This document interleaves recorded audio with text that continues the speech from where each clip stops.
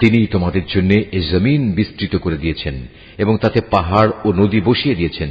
সেখানে আরো রয়েছে রং বেরঙের ফল ফুল, তাও বানিয়েছেন আবার জোড়ায় জোড়ায়। তিনি দিনকে রাতের পোশাক দ্বারা আচ্ছাদিত করেন। অবশ্যই এ সব কিছুর মাঝে তাদের জন্য প্রচুর নিদর্শন রয়েছে, যারা সৃষ্টি প্রক্রিয়া সম্পর্কে চিন্তা ভাবনা করে। জমিনে আবার রয়েছে বিভিন্ন অংশ, কোথাও রয়েছে আঙুরের বাগান, কোথাও শস্যক্ষেত্র, কোথাও আছে খেজুর, তাও কিছু হয়তো এক শির বিশিষ্ট, একটার সাথে আরেকটা জড়ানো, আবার কোনটি আছে একাধিক শির বিশিষ্ট। অথচ এর সব কয়টিকে একই পানি দেয়া হয়।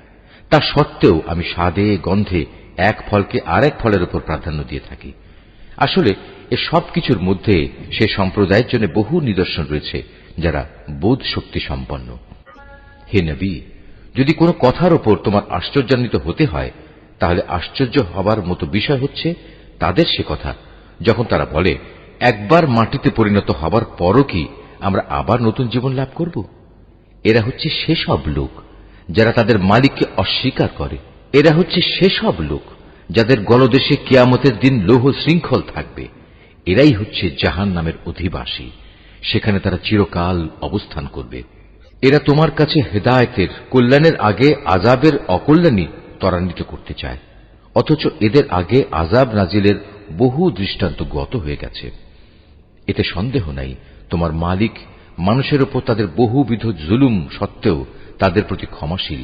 কিন্তু তোমার মালিক শাস্তি দানের বেলায়ও কঠোর। যারা তোমার নবুয়ত অস্বীকার করে তারা বলে, তার মালিকের পক্ষ থেকে কোনো দৃশ্যমান নিদর্শন কেন নাজিল হয় না? তুমি তাদের বলো, তুমি তো হচ্ছ আযাবের একজন সতর্ককারী রসুল মাত্র, আর প্রত্যেক জাতির জন্য এমনই একজন পথপ্রদর্শক আছে। প্রতিটি গর্ভবতী নারী তার ভেতরে যা কিছু বহন করে চলেছে এবং তার জরায়ু সন্তানের যা কিছু বাড়ায় কমায়, তার সবই আল্লাহ তাআলা জানেন। তার কাছে প্রতিটি বস্তুরই একটি পরিমাণ নির্দিষ্ট করা আছে। তিনি দেখা অদেখা সব কিছুই জানেন। তিনি মহান, তিনি সর্বোচ্চ মর্যাদাবান।